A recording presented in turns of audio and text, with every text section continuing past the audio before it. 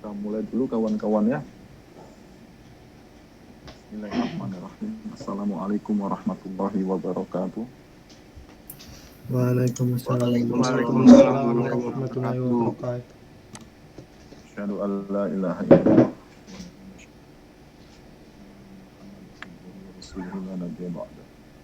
Allahumma shalli wa sallim wa barik ala Muhammad wa ala alihi wa ashabihi. Rabbi israh li sadri wa yassir li amri wahlul 'uqdatam min lisani yafqahu qawli amma ba'du.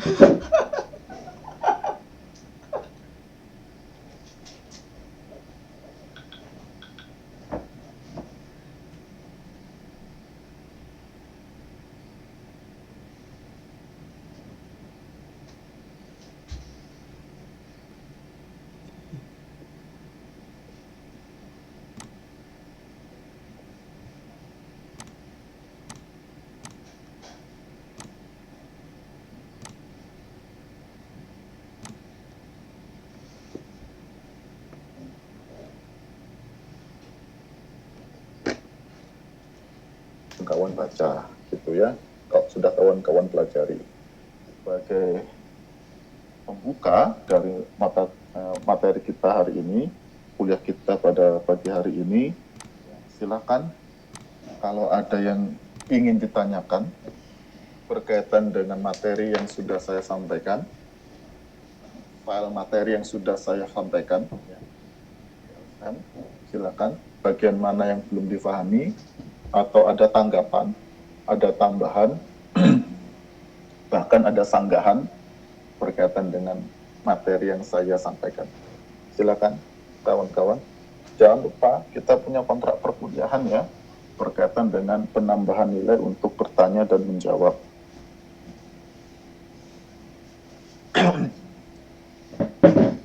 Silakan bisa disampaikan melalui kolom chat maupun secara langsung.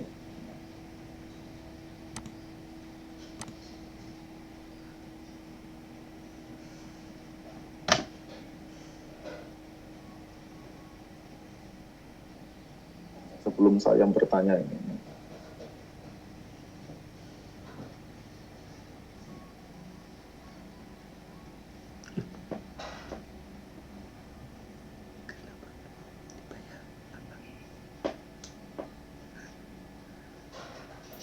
Assalamualaikum warahmatullahi wabarakatuh.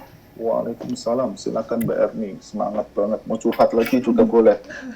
Enggak Pak, mau tanya kan saya karena mendengar cerita kan kalau di Jalan Perancis, sebentar Pak, saya baca ini dulu. Kalau di Jalan Perancis itu, kalau kita menghadap lurus ke arah Tugu Emas, yaitu Obelisk Monument, dan setelah itu kalau kita lurus lagi itu ada Air Mansur besar, dan lurus lagi itu ada Louvre Museum, dan semuanya itu berada di garis lurus yang mana disebut dengan perfect line. Nah, kan garis lurus itu ide dari Napoleon setelah dia melakukan ekspansi dari Mesir. Ketika ditarik garis lurus, ternyata garis lurus itu menuju ke arah Ka'bah, dan itu benar-benar satu kiblat gitu loh Pak, lurus banget. Dan itu apa bisa dikatakan pengaruh arsitektur Islam atau termasuk dengan arsitektur Islam Pak? Terima kasih. Ini pertanyaan susah ya, berkaitan dengan aksis ya. Pembangunan kota yang tertata rapi, yang order gitulah ya, yang mengikuti suatu order tertentu. Nah, di dalam order itu nanti kita akan temukan aksis ya, berkaitan dengan orientasi kota ya, kemudian titik-titik penting pada kota dan lain sebagainya gitu. Nah, aksis ini dalam penataan kota yang modern gitu, yang kota yang tertata gitu ya. Karena modern itu kan dia sangat terobsesi dengan kerapian toh. Keseimbangan. Jadi seimbang itu simetris itu kan modern gitu ya. Benar-benar tertata gitu ya.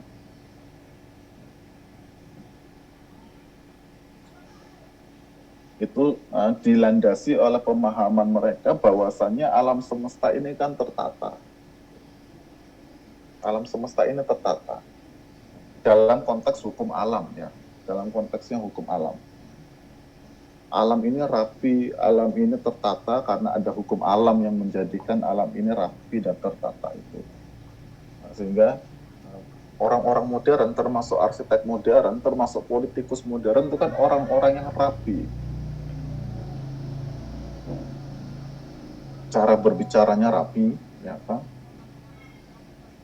Dikenal dengan ilmu retorika atau yang beda dengan politikus sekarang. Kalau politikus modern itu kan cara bicaranya rapi, argumentatif, rasional lah kita bisa katakan begitu. Pakaiannya rapi. Ya. Coba kawan-kawan search sekarang tuh di mesin pencari di internet. Ya. Bagaimana cara berpakaiannya Walter Gropius, Mies van der Rohe, Frank Lloyd Wright dengan Le Corbusier. Itu orang-orang rapi semua gitu. Celana panjang, kemeja, dasi, pakai jas, ya, rambutnya disisir rapi, klinis, mengkilat, pakai rambut. Nah, kecuali Le Corbusier gundul.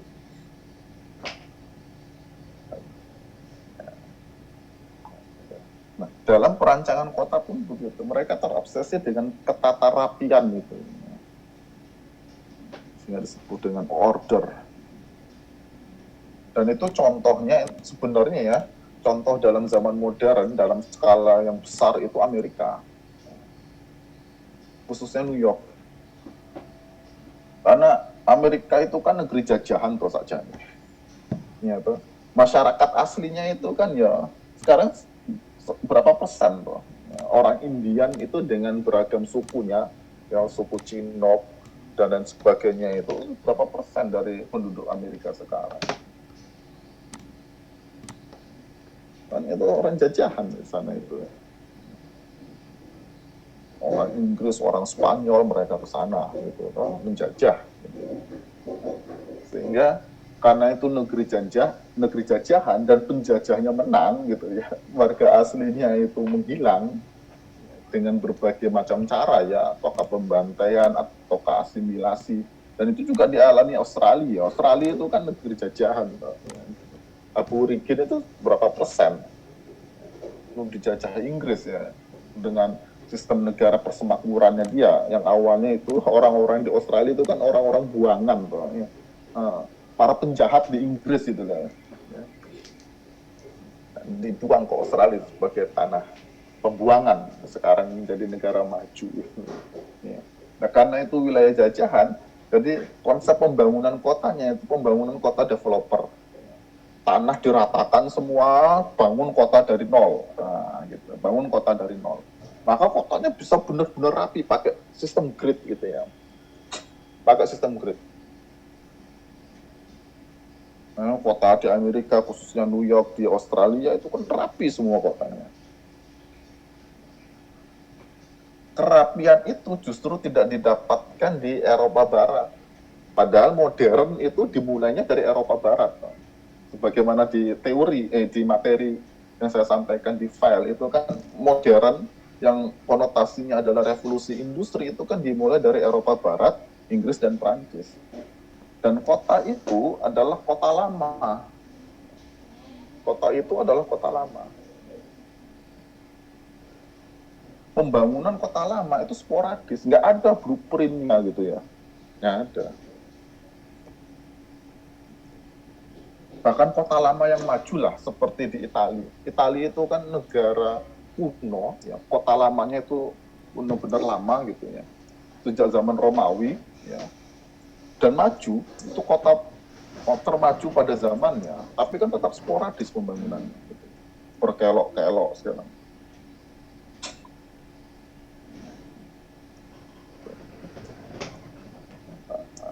Mengeksplisitkan aksis, ya. Akses dieksplisitkan gitu ya, apakah dalam bentuk jalan gitu salah satunya, itu terjadi pada arsitektur modern. Pada arsitektur modern.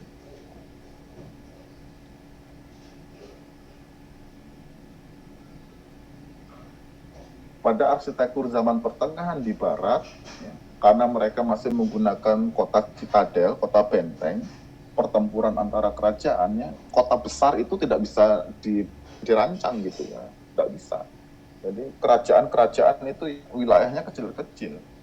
Sampai pada masa modern, ya, Napoleon di Prancis barulah bisa memiliki kekuasaan yang luas ya, dengan lingkupnya negara bangsa. Mulailah kota itu dirancang besar, order, gitu ya, tertata rapi dengan blueprint.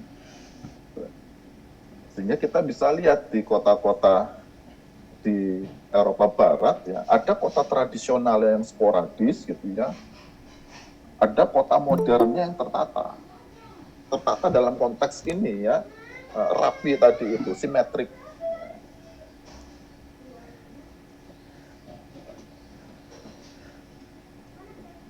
Salah satu obsesinya Napoleon yang menjadikan Prancis itu sebagai negara bangsa yang modern. Dieksplisitkan aksisnya. Bayangkan ya, Napoleon menyerbu Mesir, yang notabene Muslim di sana itu, Napoleon bawa tank, bawa senjata, bawa pesawat. Umat Islam di Mesir masih pakai manjani, ketapel batu yang besar, masih senjatanya masih tradisional. Kaget umat Islam di Mesir itu. Nah, sementara ya kota-kota tradisional, ya, khususnya kota-kota Islam yang tradisional, ya tidak ditemukan aksis fisik itu, tidak ditemukan aksis fisik. Tetapi aksis itu imajiner.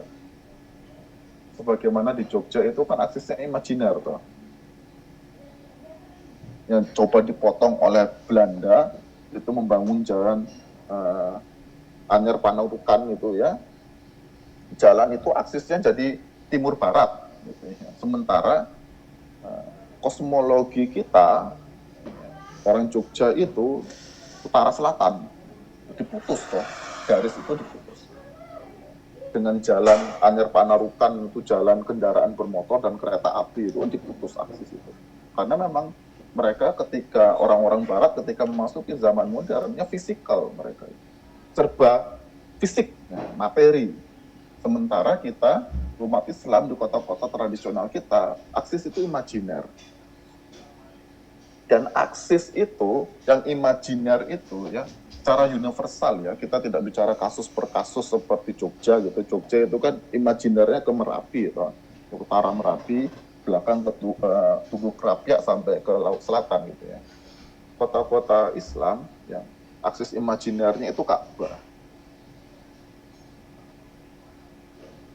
Ya, karena aksis itu pastilah memuat nilai-nilai. Kemana aksis itu berakhir, pastilah ujung itu adalah tempat yang paling penting dalam persepsi masyarakatnya.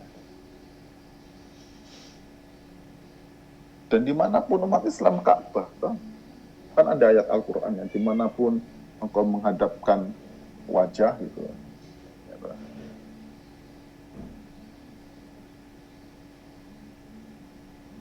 Ka'bah menjadi orientasi umat Islam. Sehingga aksis imajiner itu ke sana.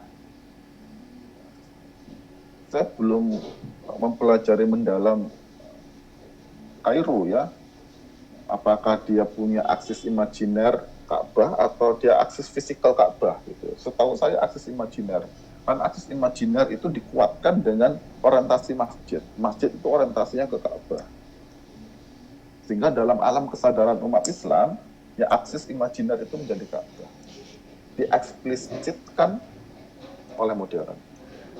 Ketika pada masa modern, aksis imajiner itu yang Ka'bah, yang spiritual, ya dijadikan fisik dan ujung aksisnya menjadi berbeda. Pada masa awal modern, ujung aksisnya adalah kantor pemerintahan atau tugu-tugu atau objek arsitektur yang memiliki muatan politik.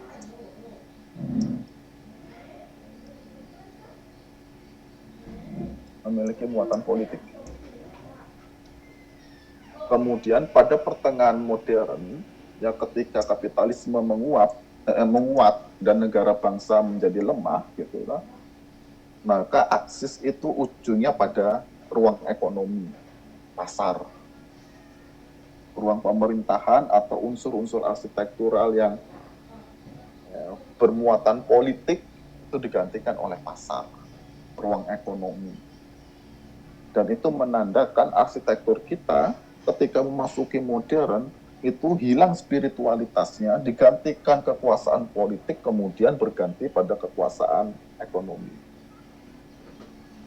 Kira-kira begitu, Mbak. Iya Pak, waktu saya dengar cerita itu, saya kan sempat baca biografinya Napoleon kan, terus kayak beliau terinspirasi dari arsitektur Islam dan saya tertarik buat dengar pendapat dari Pak Andika. Terima kasih Pak pendapatnya. Sama-sama Mbak Erni, semoga bisa menjawab ya. Iya Pak, terima kasih Pak. Sama-sama. Termasuk Solo ini kan menjadi membingungkan, loh, karena akses kita menjadi timur barat. Ada jalan Slamet Riyadi menjadi pusat kota itu, ya aksesnya berhenti pada patung Slamet Riyadi. Dan akses itu karena dia menyimpan nilai-nilai penting, ya, akan mempengaruhi kesadaran orang Solo. Aksesnya tidak lagi berkaitan dengan keraton, masjid gede, sudah hilang. Ya. Sudah dikalahkan Slamet Riyadi yang kuat sekali aksesnya. Dan itu dampak dari arsitektur modern. Ya. Silakan kawan-kawan yang lain yang ingin ditanyakan berkaitan dengan materi yang sudah saya sampaikan.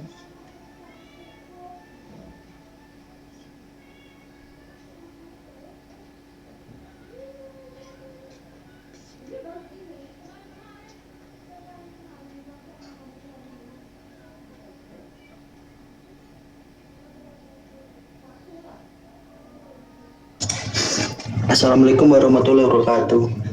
Waalaikumsalam, Mas Fredo, silakan Mas. Ya Pak, izin bertanya, Pak, apa tanggapan Bapak atau hukumnya menjadikan bangunan ibadah atau masjid dijadikan tempat rekreasi? Atau bisa acara pernikahan gitu Pak? Itu gimana ya Pak? Jadikan tempat rekreasi. Ya kan ada kayak Masjid Agung. Contoh. Contohnya Masjid Agung Semarang yang kemarin itu Pak. Itu kan masjidnya juga dijadiin buat tempat resepsi pernikahan, terus acara-acara besar gitu Pak. Itu bagaimana ya Pak? Nah ini saya mau cerita dulu tentang rekreasi ya dan pariwisata ya. Rekreasi sekarang kan konteksnya pariwisata toh. Sehingga nanti kita bisa bicara kenapa arsitektur Islam ada. Rekreasi, recreation, penciptaan kembali dalam bahasa Inggrisnya, recreation, penciptaan kembali. Rekreasi sebagai waktu luang, ya, orang bisa berekreasi kok dia punya waktu luang, toh. Ya. Nah, itu marak aktivitas ini terjadi pada masa abad pertengahan di Eropa, ya, yang di Eropa Barat. Khususnya ketika masa Renaissance, ya, abad ke-14, 15, 16 itu mulai dikenal rekreasi, konteksnya recreation, penciptaan kembali.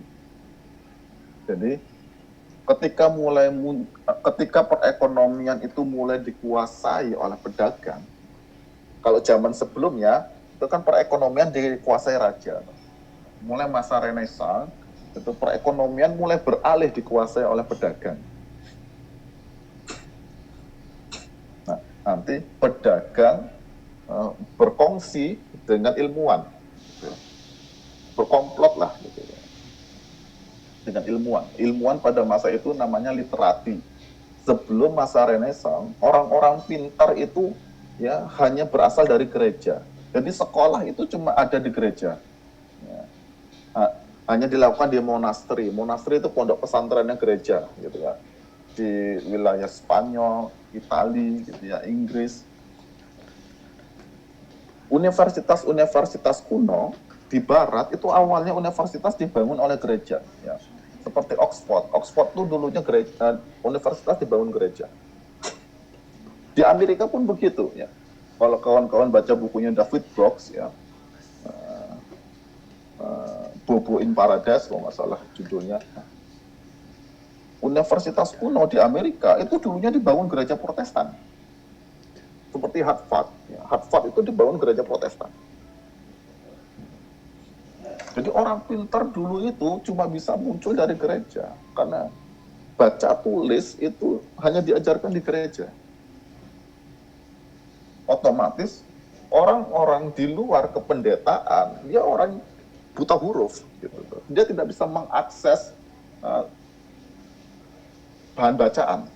Dia tidak bisa mengakses bahan bacaan. Nah, ketika perekonomian beralih ya, dari raja tuan tanah kemudian ke para pedagang di masa Renaissance itu, pedagang ini kan mempekerjakan orang,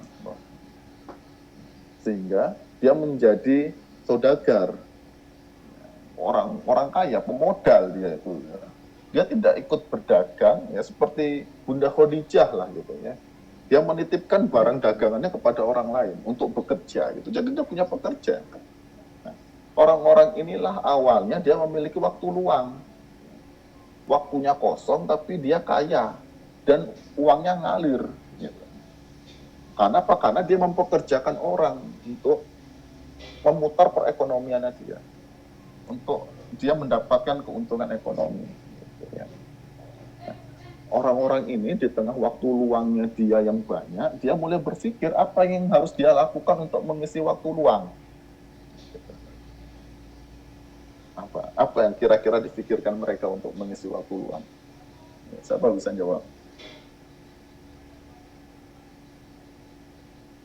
Pedagang kaya, waktu luangnya banyak karena kerjaannya diambil alih karyawan.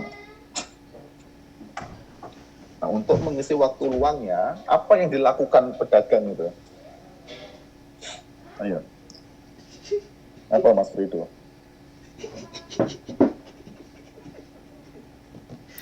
Izin menjawab. Berrekreasi. Nah, siapa menjawab ini? Siapa yang menjawab? Mas Rosyad? Iya. Nah, silakan Mas Rosyad. Apa? Ngapain mereka? Berlibur, Pak. Rekreasi. Rekreasi, berlibur. Karena persepsimu rekreasi itu berlibur, toh, ketawa mangu. Toh. Ya. Yang lain, coba yang punya pikiran berbeda.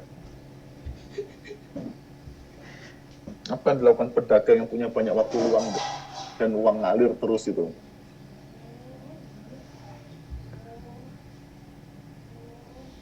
Ayo.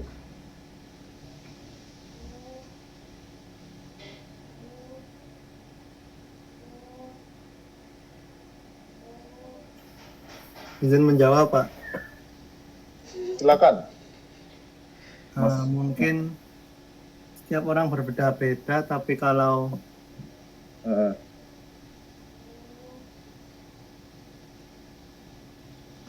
orang bisa meluaskan dagangannya.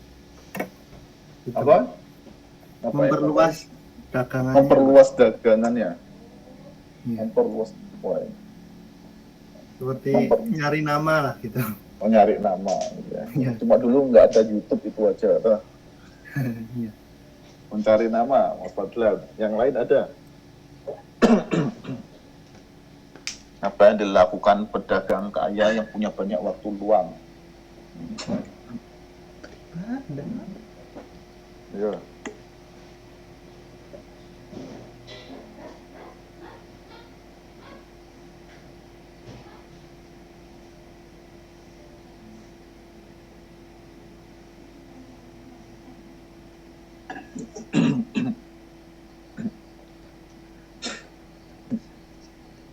Ada yang lain?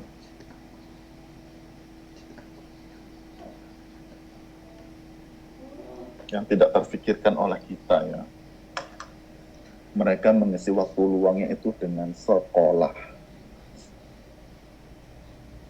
Jadi recreation, penciptaan kembali bagi mereka itu tujuannya untuk menyempurnakan diri.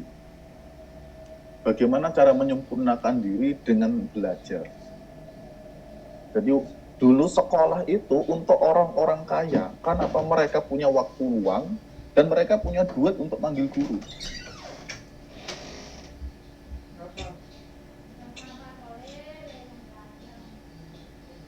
Jadi rekreasi itu belajar dulu, sekolah.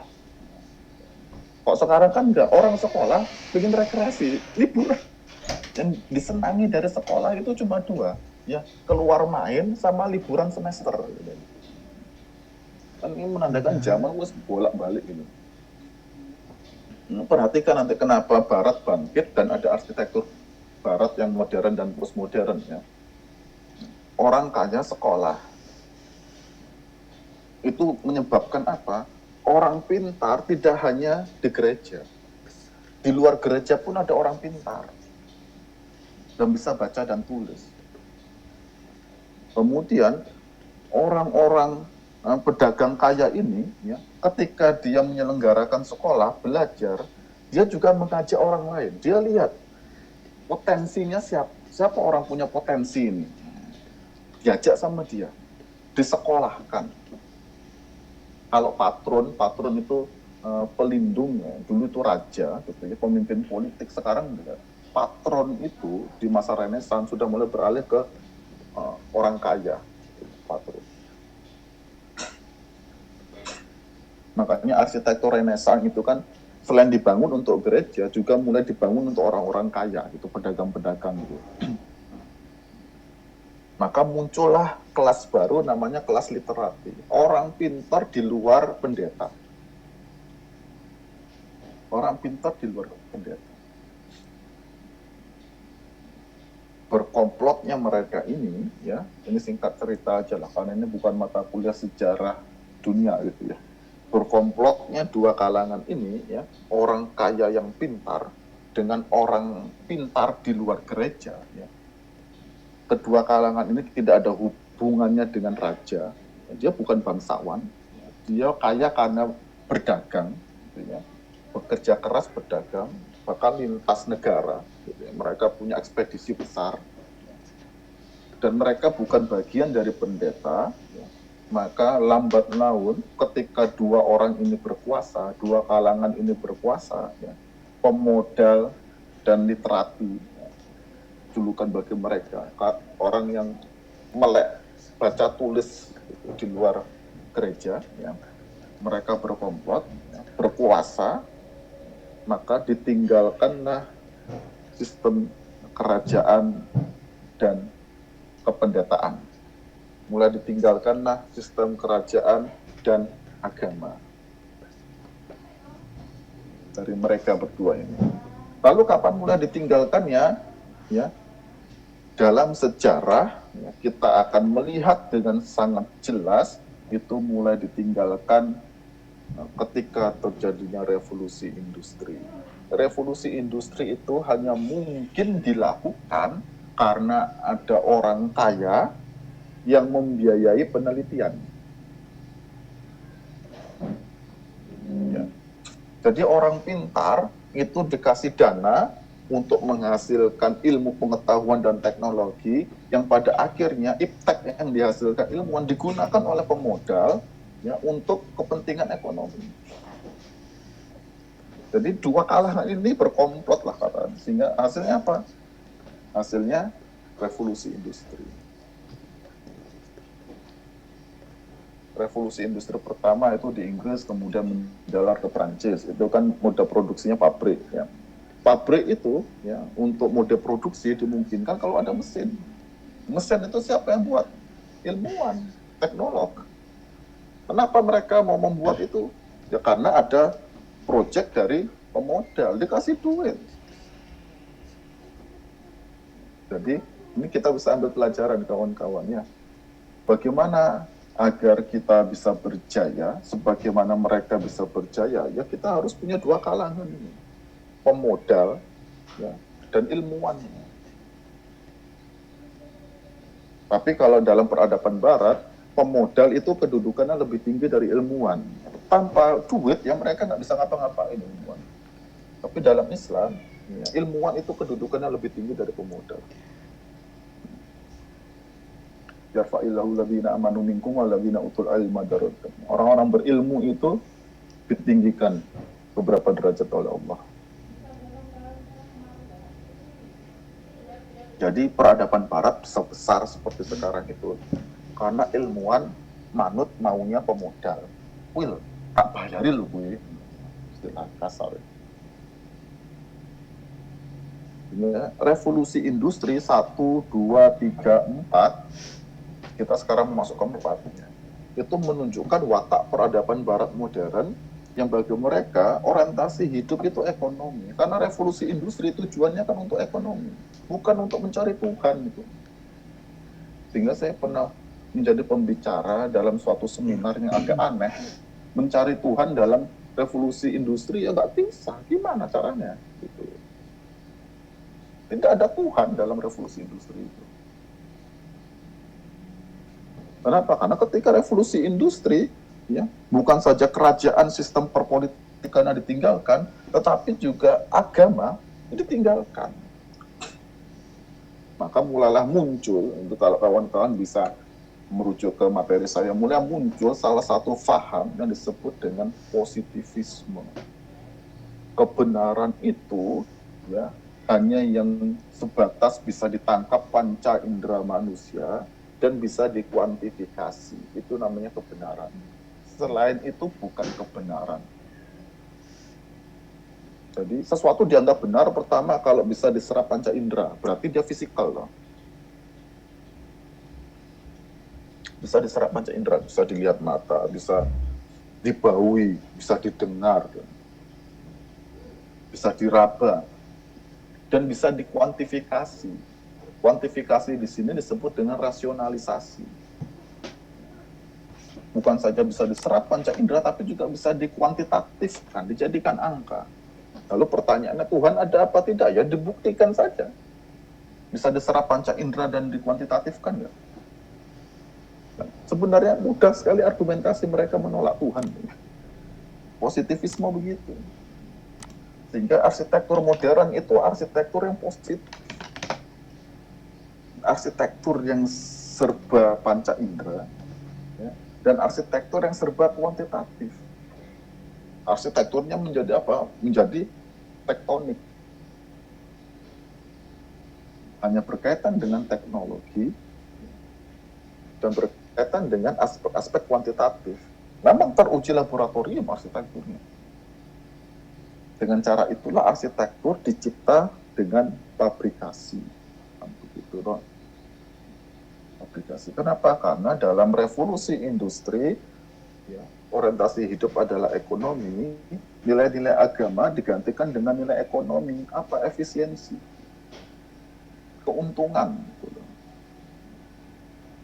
Doktrin ekonominya modal sedikit untung banyak. Efisiensi. Modal sedikit, waktu cepat, untung banyak. Hanya bisa dilakukan dengan produksi massal, apa pabrik. Sehingga arsitekturnya menjadi modular. Gitu. Mulai dari sana arsitektur modern, Pak, yang orientasinya atau asasnya ekonomi. Nggak ada pertimbangan agama itu menjadi tidak ada. Menjadi tidak ada. Ya, dengan positivisme maka muncul pemahaman lain namanya saintisme. Apa itu? Satu-satunya kebenaran yang dibutuhkan manusia untuk hidup hanya ilmu pengetahuan dan teknologi. Agama ditolak, filsafat ditolak, satu-satunya pegangan hidup hanya ilmu pengetahuan dan teknologi. Sehingga arsitektur modern benar-benar menjadi ilmiah dalam konteks ilmu pengetahuan dan teknologi itu. Tapi tidak ada muatan agama dan muatan filsafatnya. Itu kan terangkum dalam teori perkembangan masyarakatnya Auguste Comte.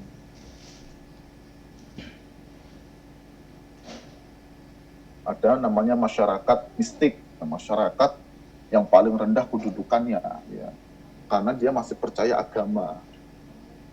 Kemudian di atasnya ada masyarakat metafisik, masyarakat yang hidup dengan berbekal filsafat. Filsafat itu kan ngawang-ngawang tong bagi Auguste Comte.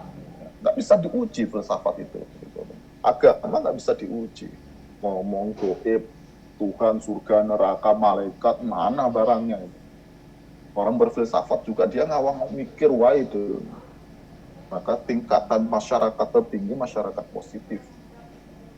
Yang hidup bekalnya hanya iptek. Nah, itu masyarakat paling maju katanya Auguste Comte. Dalam konteks itulah arsitektur modern itu dicipta. Gitu.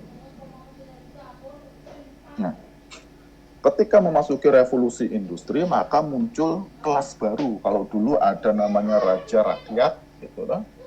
Raja, bangsawan, bangsawan itu keluarga dan kroni dekatnya raja, gitu ya, dan rakyat jelata yang hidup mereka sangat ditentukan oleh belas kasih raja. Raja membunuh mereka ya tidak ada yang akan keberatan gitu loh. Gimana membawa raja ke pengadilan ya nggak bisa. Gitu. Ketika revolusi industri maka terjadi perubahan masyarakat. Selain ada namanya kelas borjuis, pemodal, dia yang punya duit, ya, muncullah kelas pekerja. Muncullah kelas pekerja. Dan ironisnya, ilmuwan tadi itu masuk ke kelas pekerja. Nah, kelas pekerja awal itu pekerja pabrik, pekerja fisik di pabrik ya. Dia diberi upah karena bekerja dengan fisiknya, mengoperasikan mesin dan lain sebagainya gitu ya. Sebut dengan proletar. Gitu. Orang bekerja yang dia tidak memiliki modal. Kemudian seiring revolusi industri, khususnya revolusi industri kedua, ya ketika pabrik dibuat semakin efisien, ya, kemudian dikenal dewan direksi. Kalau revolusi industri 1, pemodal itu mimpin pabrik. Ya. Revolusi industri 2 enggak. Nah, mulai muncul manajemen modern ya, di Amerika itu, ya, mulai muncul manajemen modern. Jadi pemodal itu pengen leha-leha hidupnya, gitu, sebagai pemegang saham. Dia nggak mau lagi setiap hari ngantor. Nggak mau lagi ngantor. Maka dibuatlah dewan direksi pabrik. Mulailah ada direktur, manajer, dan lain sebagainya.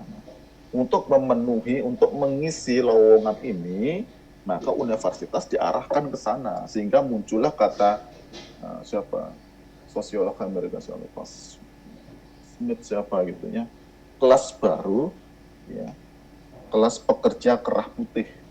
Pekerja kerah putih. Dia bukan pekerja fisik seperti proletar gitu ya. Dia mengoperasionalkan mesin gitu, atau proletar ngangkut barang gitu ya, bersih-bersih enggak.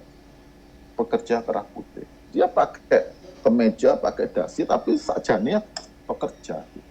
Dia digaji. Dan dalam kelas ekonomi kita sebut dengan kelas menengah. Gitu ya. Kenapa dia kelas menengah? Karena gajinya lebih tinggi dari proletar. Ya, dia nggak bisa kelas atas, karena kelas atas itu pemodal.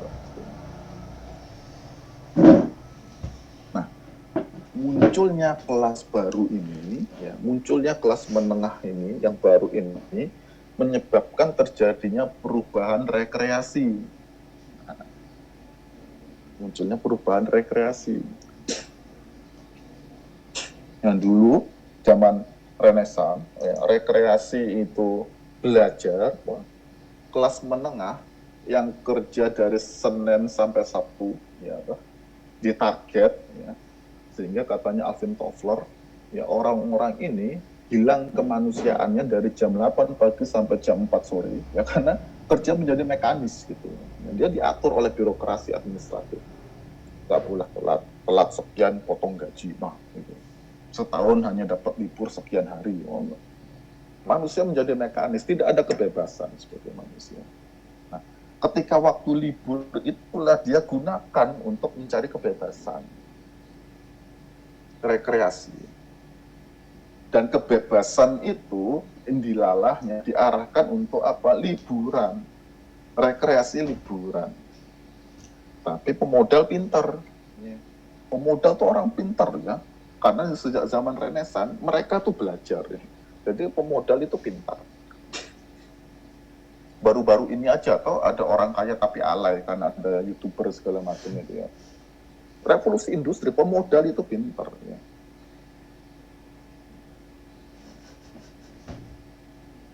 orang yang punya General Motor, ya, orang yang punya Ford, itu orang-orang pintar semua itu.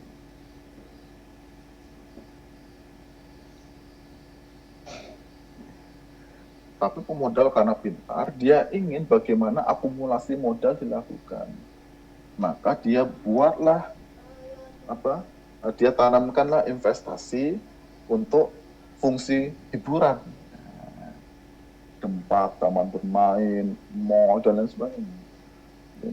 Pekerja dewan direksi itu termasuk proletarnya, ya, mereka kerjanya mekanik gitu ya, mekanis sekali, ya, digaji, ya. Begitu libur, gajinya digunakan untuk liburan kemana, ke mall. Dan itu punya sama pemodal. Jadi mereka digaji, hasil gajinya dikasih ke pemodal lagi. Jadi kan akumulasi modal atau perputaran uang itu ya hanya di kalangan mereka saja.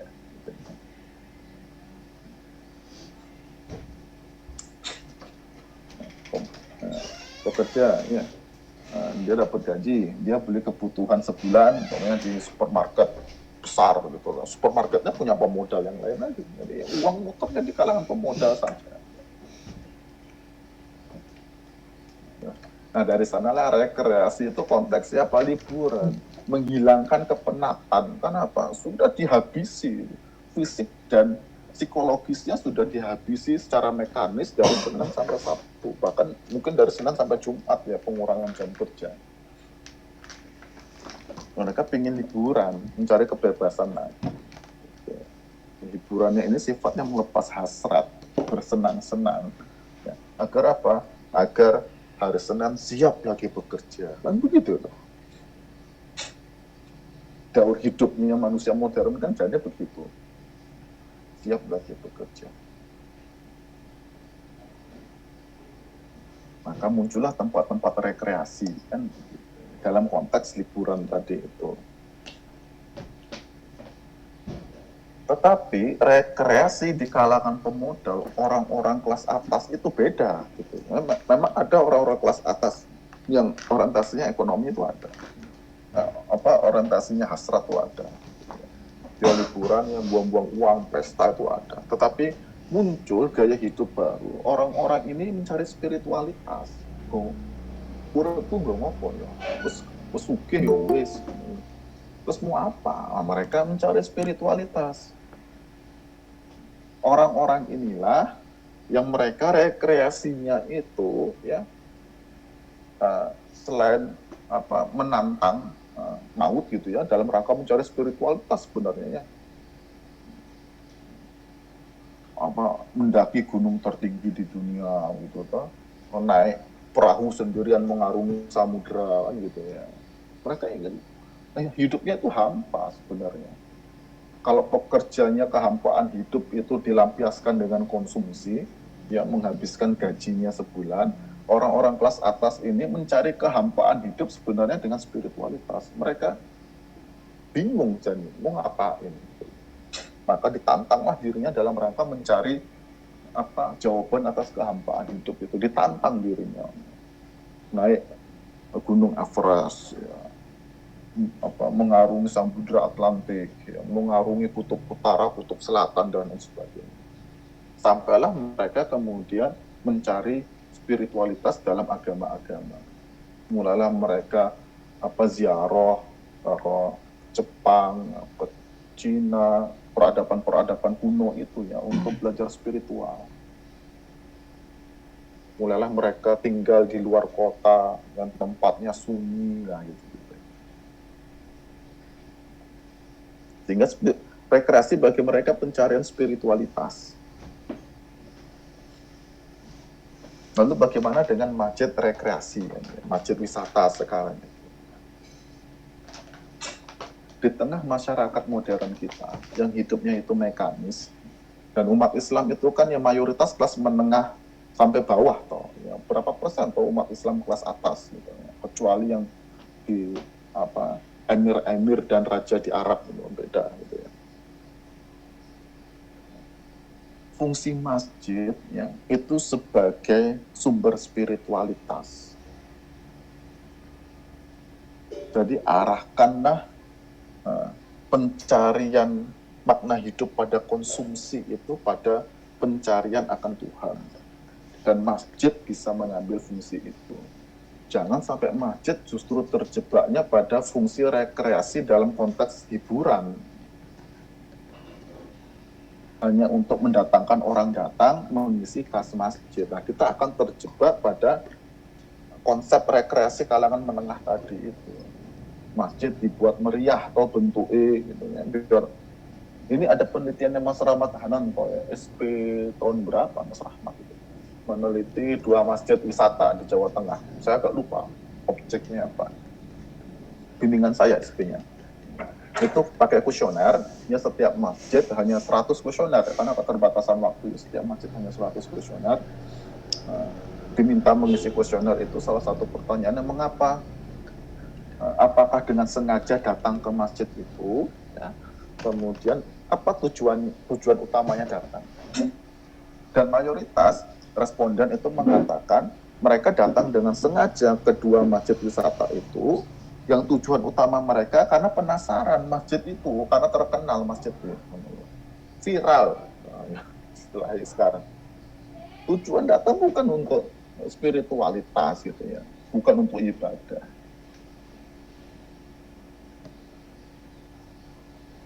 Nah, padahal latar belakang arsitektur Islam salah satunya itu kan spiritualitas. Manusia modern ini ya, hidupnya hampa karena jauh dari spiritualitas. Kita butuh arsitektur Islam ya, untuk mendekatkan lagi manusia modern ini kepada Tuhan yang dulu dia tolak Tuhan itu. Ini bagaimana membangun arsitektur yang asasnya spiritualitas dan bermuatan spiritualitas.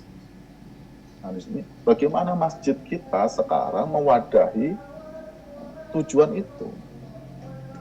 Sehingga muncul gelombang hijrah, salah satunya itu kan karena kalangan kelas menengah ini mempertanyakan hidup. Mereka dengan konsumsi kabeh keturutan kok. Punya HP banyak, mobil banyak, rumah banyak, naik haji berkali-kali ya, mau gitu ya. Umroh berkali-kali, tapi kok nggak ada rasanya. Ya. Ada apa dengan hidup mereka? Lelah mereka ngaji gitu ya. Gelombang hijrah itu kan terjadinya di kota, bukan di desa.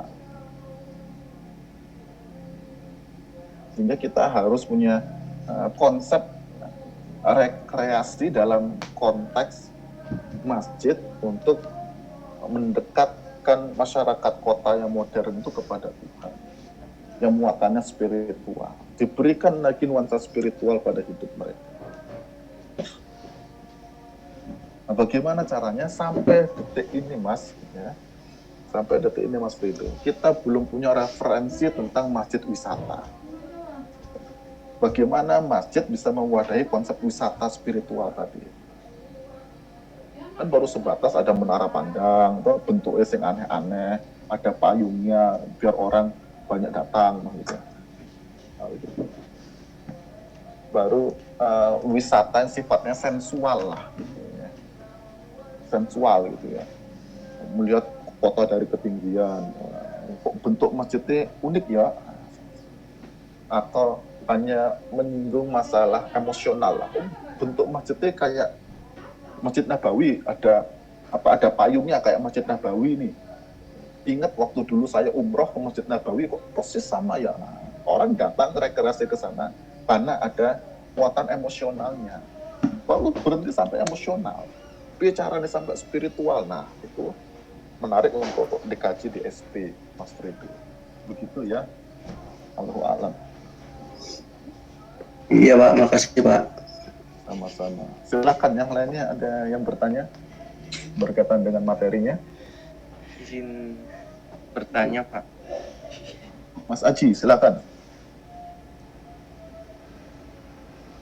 Dari materi yang tadi saya baca di psikologi tentang arsitektur kontemporer,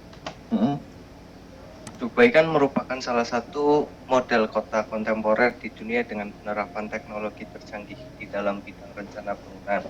Tapi menurut saya, krisis identitas telah tampak pada desain pembangunan yang besar-besaran terjadi di Dubai. Nah, sekarang tidak lagi menerapkan arsitektur Islam yang agung dan luhur. Nah, akibatnya, kini umat Islam di Timur Tengah menciptakan lingkungan asing di dalam komunitas Islam, Pak. Nah, lalu apakah ini sebuah pertanda melunturnya arsitektur Islam di Timur Tengah? Terima kasih. Bagus sekali pertanyaannya Mas Aji. Begini ya, ketika Dubai muncul tahun 90-an lah, ditemukan minyak di sana gitu ya. Tiba-tiba dari negara gersang menjadi negara maju. Karena orang emir-emirnya yang kaya itu dia bisa membangun sesukanya dia, gitu. Memanggil arsitek ternama dimanapun. Maka seketika Dubai menjadi salah satu kota termaju di dunia. Bahkan bangunan tertinggi di dunia sekarang di Dubai tuh, Burj Al Khalifa.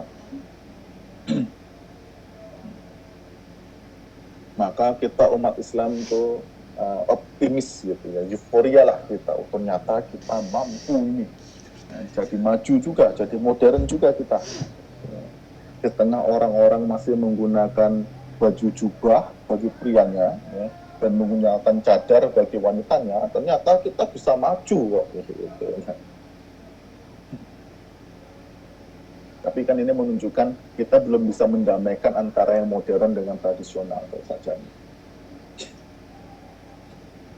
Tidak bisa dipungkiri ya, Dubai itu sudah mempengaruhi psikologis umat Islam yang habis gitu ya, habis dijajah terus-menerus umat Islam ini.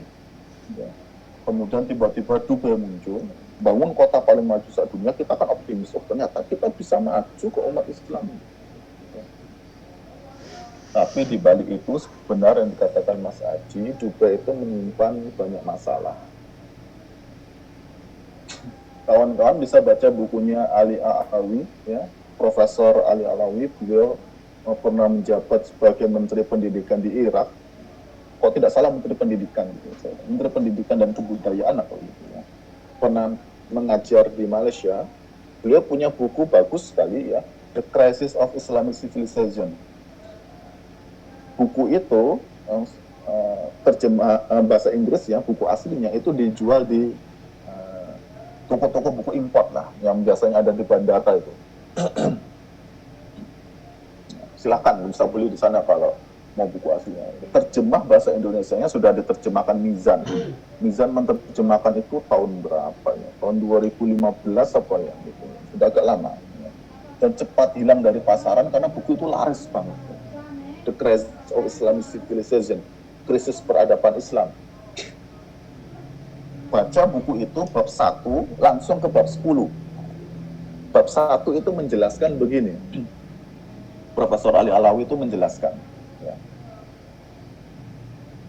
Pada masa modern ini, kontemporer di sana maksudnya adalah kelanjutan dari modern ya. Pada masa kontemporer ini terjadi robeknya rajutan peradaban Islam. Jadi peradaban Islam itu rajutannya robek. Apa yang dimaksud rajutan, kata Profesor Ali Alawi, ya, semua peradaban itu punya sisi dalam, punya sisi luar. Punya sisi dalam, punya sisi luar. Sisi dalam itu seperti nilai-nilai, ya, cara pandang hidup, ya, yang dibentuk oleh wahyu kalau kita bicara Islam. Nah, sisi dalam ini sifatnya statis, final, nggak bisa diotak-atik sisi dalam ini.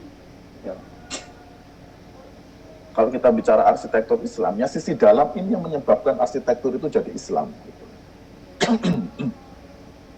Sementara sisi luar itu adalah aktualisasi dari sisi dalam. Aktualisasi dalam seluruh aspek kehidupan dari sisi dalam.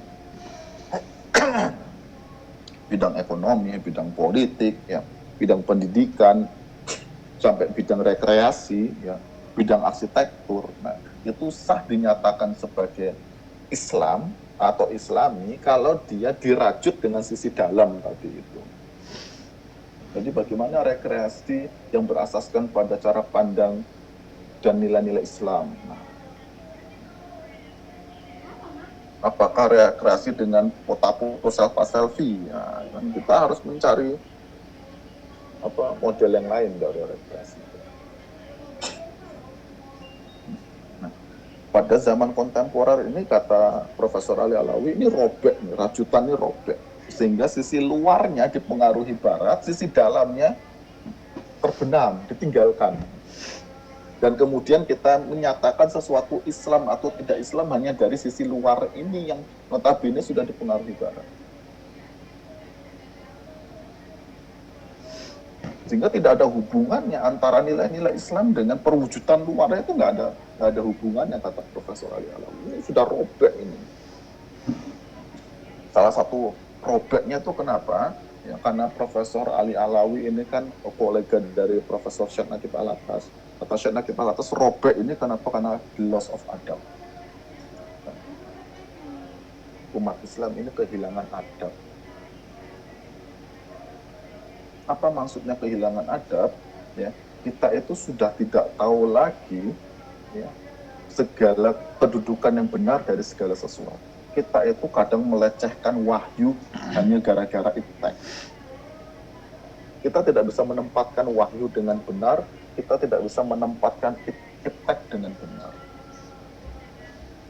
Menyebabkan apa? The loss of adab.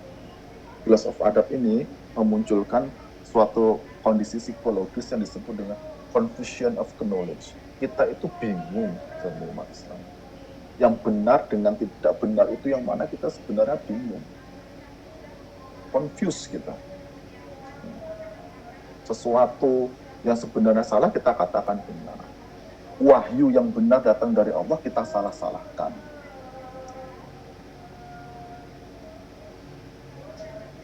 Karena dalam kebingungan itulah kita, ya, dari aspek intelektualnya kita dipengaruhi barat, sehingga apa? Robek ini. Begitu juga dalam berarsitektur. Ketika berarsitektur kita dipengaruhi nilai-nilai barat yang individualistik, contohnya robek. Sehingga salah satu poin kenapa arsitektur Islam muncul, karena ada alasan spiritualitas, ada alasan sosialnya. Arsitektur modern itu individualistik. Sementara umat itu, Islam itu, ya, Muslim itu ummah, gitu, ummah. Dia nggak bisa jadi individual. Di bab 10, secara spesifik, Profesor Ali Alawi mengkritik Dubai. Yang disebut dengan merek Dubai. Ya. Negara Islam, nah, gitu ya. Dimanapun dia, untuk maju itu sekarang contohnya Dubai. Tidak lagi melihat Amerika, tapi melihat Dubai. Yang padahal itu sudah robek jalinannya. Sisi dalam dengan sisi luar itu sudah terpisah. Sehingga disebut dengan merek Dubai. Dubai itu tidak mencerminkan spiritualitas Islam. Kata Profesor Ali Alawi.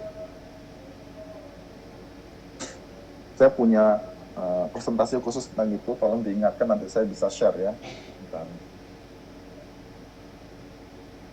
Memahami arsitektur Islam dengan perspektifnya Profesor Ali Alawi tadi. Contohnya Dubai yang robek.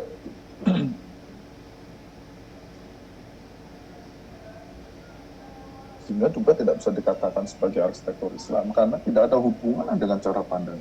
Contohnya apa? Contohnya ya, masyarakat di sana yang yang merasakan kemajuan Dubai ya, adalah orang-orang asing.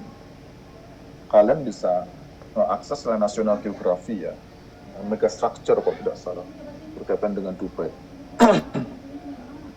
Orang asli Dubai, ya dia tetap hidupnya nomaden.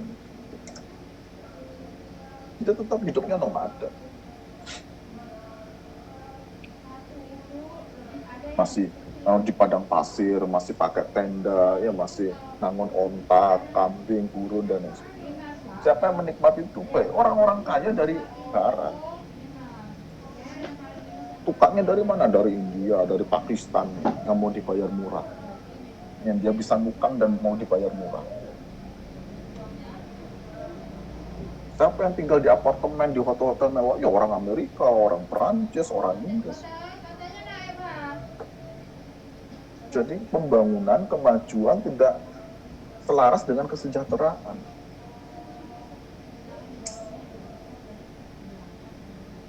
Padahal di dalam Islam kita mengakui semua manusia sama. Yang membedakan hanya takwanya, kan gitu. Inna khalaqnakum min dzakari wa unsa wa ja'alnakum syu'uban wa qabail ta'arufu inna akramakum indallahi atqakum. Tapi yang di sana apa? Ekonomi yang disembah, bukan takwa. Dan pembangunan Dubai secara menyeluruh itu juga tidak rata. Gitu. Kemudian selain itu Kang Emil, ya, Pak Ridwan Kamil, padahal beliau terlibat sebagai orang yang merancang grand design-nya Dubai, ya, master plan-nya Dubai. Kang Emil itu pernah menulis artikel di majalah Indonesia Design. Jadi kalau masa saya kuliah dulu S1, itu majalah yang ngetrend itu Indonesia Design. Jadi mahasiswa kalau nggak baca Indonesia Design ya nggak tahu sekarang majalah itu masih ada atau tidak. Tahun 2009 apa nggak salah ya, Kang Emil itu pernah nulis di Indonesia Design itu. Padahal beliau yang turut terlibat dalam perencanaan master plan Dubai, beliau mengatakan Dubai itu seperti kebun binatang. Semua binatang ada di sana. Maksudnya apa? Semua jenis arsitektur ada di sana. Sehingga Dubai itu kota display. Nah, dalam kota display itulah ada masalah identitas tadi seperti disampaikan Mas Aji. Ada masalah identitasnya di sana.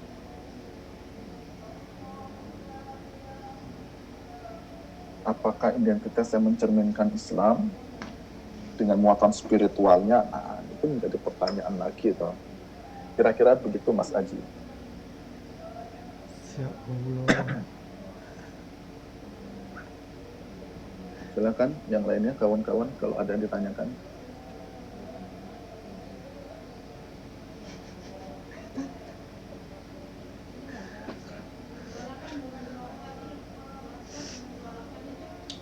Ada lagi yang ditanyakan?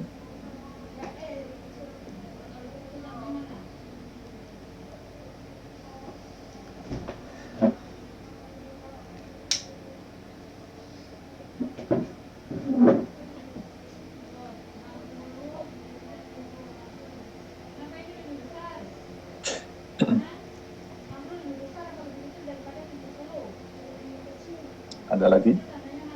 Silakan.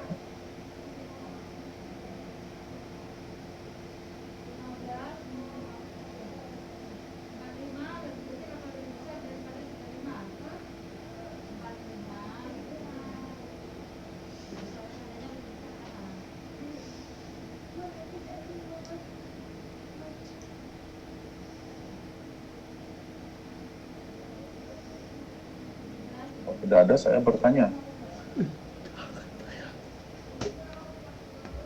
Pertanyaan saya, kenapa arsitektur Islam harus ada? Nah, ya. Kenapa arsitektur Islam itu harus ada?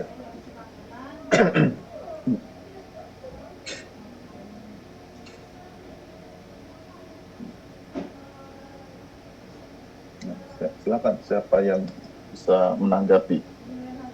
Mengapa arsitektur Islam harus ada? Kenapa kita bicara arsitektur Islam? Seakan-akan arsitektur yang ada sekarang tidak cukup. Bagaimana juga, kenapa harus kita bicarakan arsitektur Nusantara? Sehingga banyak sekali para ahli giat sekali merumuskan arsitektur Nusantara. Padahal sudah ada arsitektur modern dan postmodern. Kenapa harus cari yang lain? Hampir sama jawabannya dengan kenapa arsitektur Islam itu harus ada.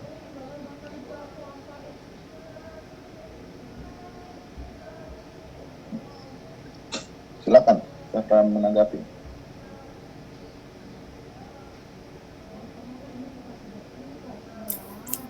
Oh, Pak.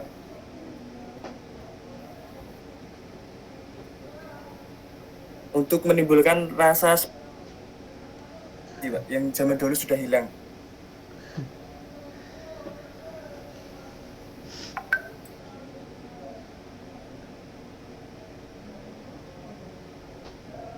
Untuk menimbulkan apa, Mas? Ustaz? Spiritualisme yang pada zaman dahulu sudah hilang. Untuk menimbulkan spiritualitas. Ya. Ya. Rosyad. Ada lagi yang lain? Apa? Kenapa arsitektur Islam itu harus ada? Nah, materi kita kan tentang latar belakang arsitektur Islam. Ya.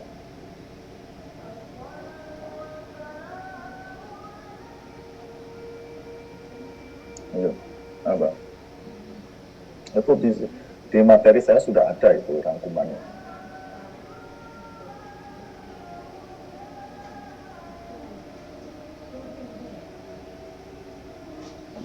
Ayo, apa lagi? Izin berpendapat ya Pak. Silakan Mas Aji. Kan kita orang Islam, jadi ibaratnya itu kita mempelajari yang satu jalan dengan agama yang kita anut. Semisal kita orang Islam, tapi menggunakan arsitektur yang bukan Islam dalam perancangan rumah atau apa, semisal seperti itu kan, itu timbal balik dengan agama kita Pak. Jadi mengapa arsitektur Islam itu harus ada? Karena menurut saya itu selaras dengan apa yang kita agama yang kita anut Pak. Jadi harus ada kayak gitu. Terima kasih. Keselarasan dengan iman. Silakan yang lain. Terima kasih Mas Rosyad dan Mas Aji. Kedua-duanya jawabannya tepat. Yang lain ada nggak? Silakan. Iya.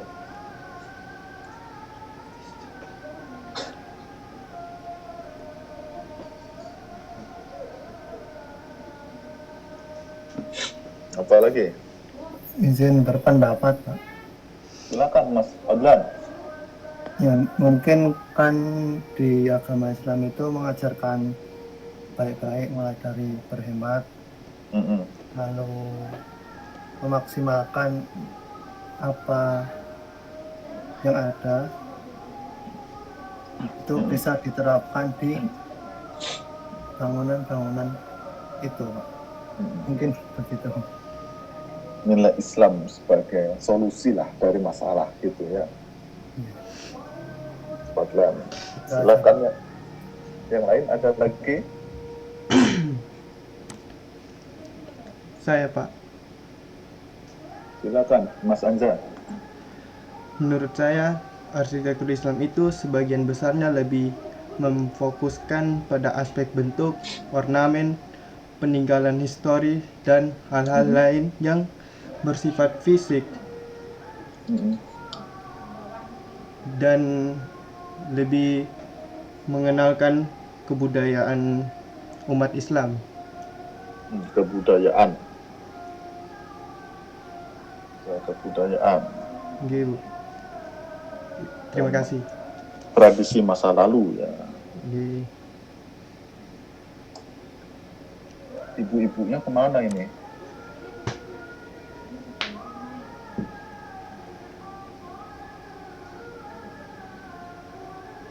Jawabannya itu ada di slide nomor 3.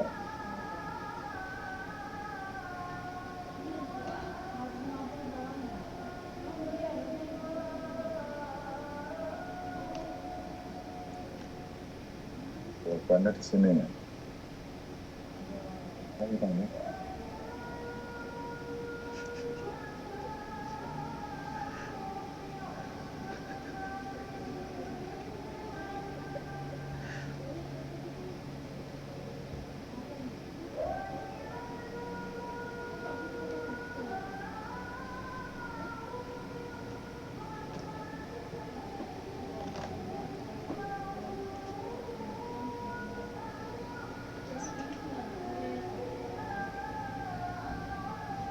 Jawabannya ada di slide nomor 3 ini. Ya.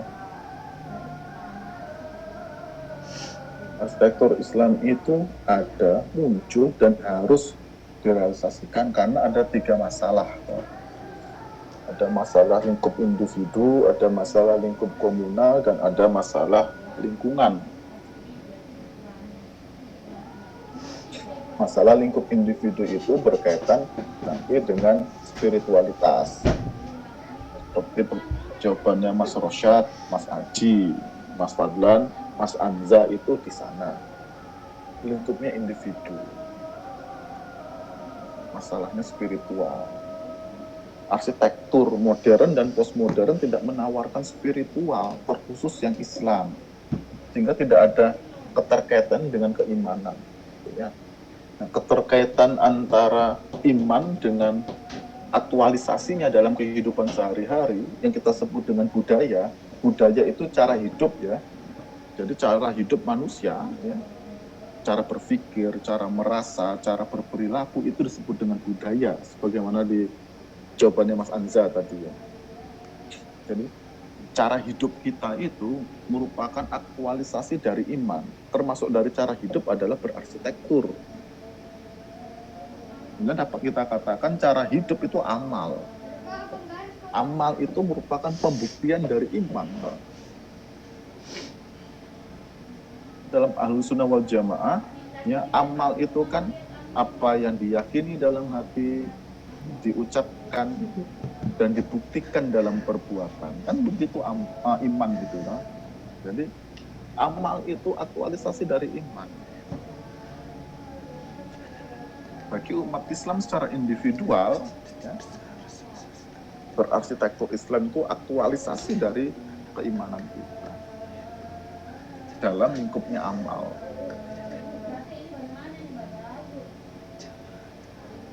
Dalam psikologi, ya, ada yang disebut dengan gangguan psikologis yang disebut split personality. Jadi apa yang diyakini, imannya apa, dan perbuatannya apa itu berbeda. Dalam Islam kita sebut munafik ya. Jadi contoh ini, kita ini umat Islam, imannya Islam. Rukun iman yang 6 itu tertancap dalam hati kita. Tapi begitu kita bekerja di bidang ekonomi, imannya nggak dipakai. Itu split personality. Kita di masjid dengan kita di tempat kerja adalah kita yang berbeda. Split personality. Nggak ada hubungannya antara iman dengan amal. Dan orang-orang seperti itu dalam psikologi, orang yang rentan sekali dengan stres. Dia bisa mudah depresi. Jadi penting arsitektur Islam gitu ya. Dalam lingkup individual berkaitan dengan spiritualitas, iman, cara hidup. Kota kita itu kan tidak lagi spiritual, Pak. Mengapa? Karena yang mendominasi, yang menguasai kota adalah fungsi ekonomi. Pusat kota pasti adalah fungsi ekonomi. Sementara dalam tradisi Islam, pusat kota adalah masjid dan pendidikan. Jadi madrasah itu kan perluasan dari masjid dan dia di pusat kota. Dan dia menjadi pusat kota. Ini bisa kita temukan ya, di kota-kota tradisional Islam pada masa lalu, ketika kita menyebut kota, pusat kota, pasti masjid dan madrasah. Masjid dan universitas. Bukan pasar. Pasar hanya menjadi fungsi pendukung kota. Bazar itu ya. Pasar tertutup. Itu penting itu ya. Bayangkan sekarang ya, secara persepsi saja gitu ya. Kita tidak lagi mengidentifikasi kota itu dengan fungsi spiritual. Ya. Mana Solo Selamat Riyadi? Mana Jogja Malioboro?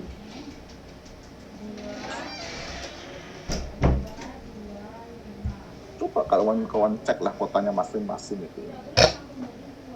Kita tidak bisa menyebut Solo dengan masjid gede ya. Begitu juga kok kita tidak bisa menyebut Jogja dengan masjid keraton ya.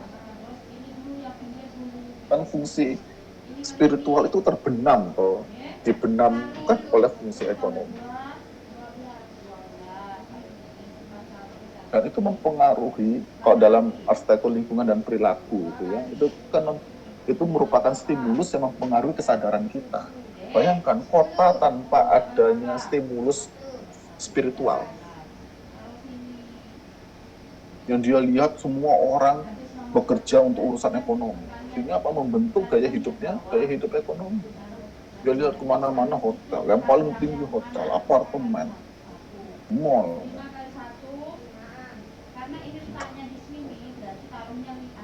Sehingga menarik sekali ya, kalau kawan-kawan melakukan perjalanan ke timur ya, kalau setiap saya pulang ke Bali lewat jalur darat itu ya, mulai Probolinggo, Besuki, Situbondo sampai Banyuwangi, kan brandingnya itu kota santri loh. Bahkan Situbondo itu punya branding kota solawat nariyah. Kita akan mendengar solawatan, tarhim, baca Quran, tilawah. Kota masyarakatnya ya, dominan ya, diberikan stimulus spiritual.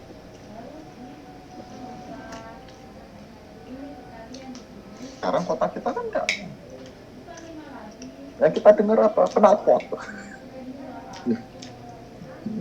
Knalpot, panas, bau asap. Mana spiritualitasnya enggak ada. Kemudian dalam lingkup komunal, ya, arsitektur kita menjadi individualistik.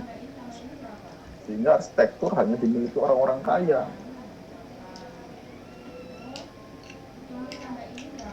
Bagaimana sekarang Islam yang mengakui kesederajatan manusia, kecuali pada takwanya, itu bisa merealisasikan arsitektur komunal. Arsitektur menjadi hak seluruh manusia. Yang terakhir, kita yakin Islam ini merupakan panduan. Sehingga bagaimana arsitektur Islam ini dapat mencegah terjadinya kerusakan lingkungan lebih jauh. Berarti ada 3 masalah, apa? Masalah individual, masalah sosial komunal, dan masalah lingkungan. Ini jadi latar belakang arsitektur Islam.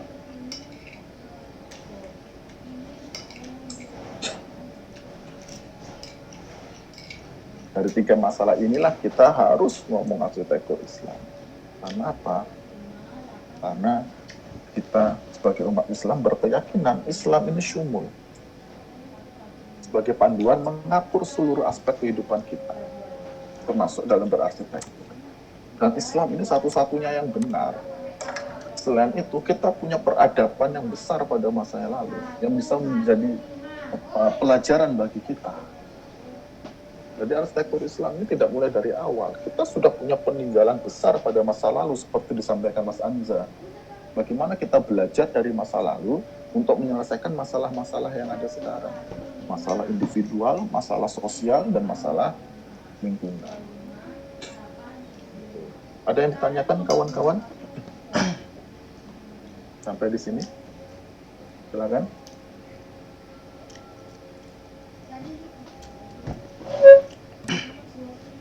Saya, Pak. Nah, silakan Mas Anza. Izin bertanya, Pak. Gimana Ya. tanggapan tentang masjid-masjid besar, semisal Masjid Agung itu, kalau desain anak tangganya itu lumayan banyak, Pak. Sedangkan di sisi lain itu, apa namanya, jamaah kalau sholat itu senangnya nanti koma, azan. Terus sisi lain juga, mohon maaf ini, orang tua yang udah sepuh menjadikan itu sebuah masalah, susah untuk naik tangga. Terima kasih, Pak. Pertanyaan bagus ini Mas Anza. Kalau kita tadi bicara spiritualitas adalah masjid, lalu bagaimana masjidnya seharusnya, kan begitu, Pak?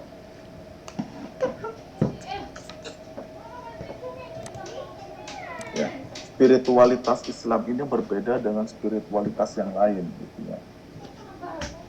Spiritualitas Islam ya itu mengharuskan kita melaksanakan ibadah 5 kali sehari, wajib, belum yang sunnah.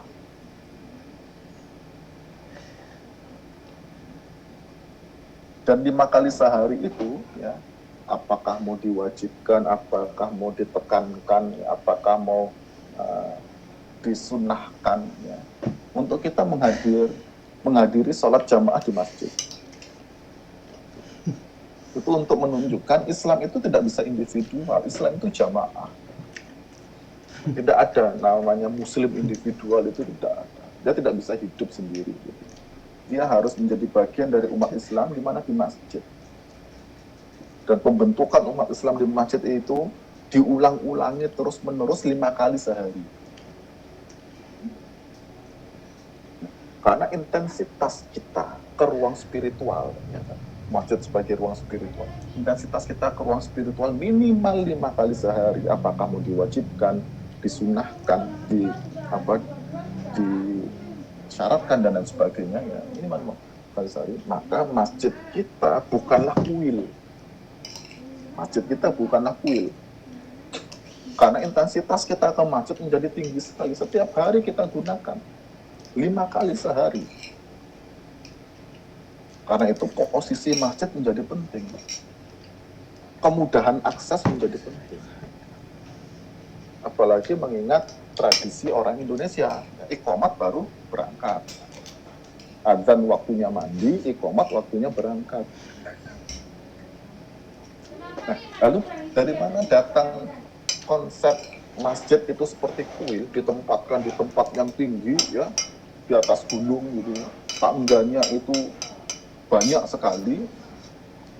Saya tidak tahu awal mulanya, tetapi itu sangat dipengaruhi oleh perancangan kuil.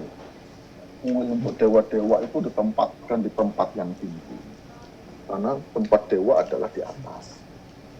Untuk mencapainya itu perjalanannya adalah perjalanan ke kuil itu kan proses spiritualitas, kan? Dalam tradisi Yunani kuno dan tradisi agama Timur mayoritasnya. Jadi spiritualitas Timur dan Yunani kuno, tubuh itu dianggap penjara. Jiwa itu harus lepas dari tubuh. Bagaimana caranya? Tubuh harus disakiti. Tubuh harus dibuat mencapai titik mencapai titik maksimalnya. Gitu. Maka dibuatlah perjalanan kuil itu umpamanya 1 juta anak tangga, biar tubuhnya capek. Dalam proses mencapaikan tubuh itu didapatkan spiritualitas. Jiwa bisa bebas dari tubuh yang penjara ini. Apakah di Akropolis Yunani dan lain sebagainya begitu, naik ke atas kuilnya saja sudah capek sekali. Dan di dalam referensi, ya, Islamic Architecture, Profesor Hillenbrand, ruang sholat itu disebut zula. Ruang sholat disebut zula. Zula adalah penamaan tempat ibadah di dalam kuil pagan di daerah Yaman. Jadi persepsi orientalis, yang non-muslim yang mengkaji arsitektur Islam, itu masjid disamakan dengan kuil. Ruang sholat, tempat ibadah disamakan dengan zula, tempat ibadah orang pagan di kuil-kuil di daerah Yaman. Karena mereka beranggapan masjid itu terpengaruh dari kuil-kuil dari Yaman. Padahal tidak. Masjidnya Rasul tidak di atas bukit. Sehingga hindari penggunaan istilah zula untuk ruang sholat. Sebut saja ruang sholat atau haram, karena ruang itu harus suci. Karena salah satu syarat sholat adalah suci, kan? Dan itu ada pengaruh dari perancangan kuil. Ya. Mulai dari kapan, Allahu a'lam, saya belum mengkaji sejauh itu. Tapi dari referensi, ada penyamaan masjid dengan kuil. Sehingga bisa jadi itu mempengaruhi kesadaran kita ketika merancang masjid. Bagus ya masjidnya di atas bukit, ya bagus. Masalahnya kita 5 kali sehari manjat itu bukit. Gitu.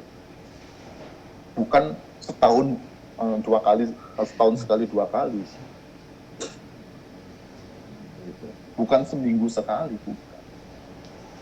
Allahu a'lam. Begitu Mas Anza, ya. Kawan-kawan, mohon maaf karena waktu perkuliahan kita sudah selesai. Ya. Silakan pertanyaan bisa disampaikan di grup WhatsApp kita. Kalau masih akan ada pertanyaan berkaitan dengan materi ini, sebelum kita akhiri, kita bisa foto bersama terlebih dahulu, ya. Bisa dikoordinir oleh Mas Anza. Silakan, Mas.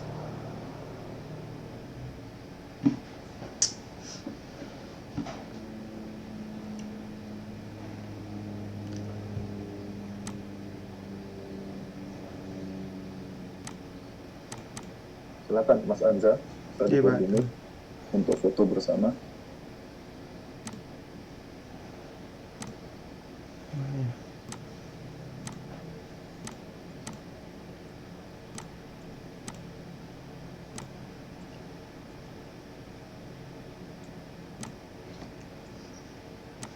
1,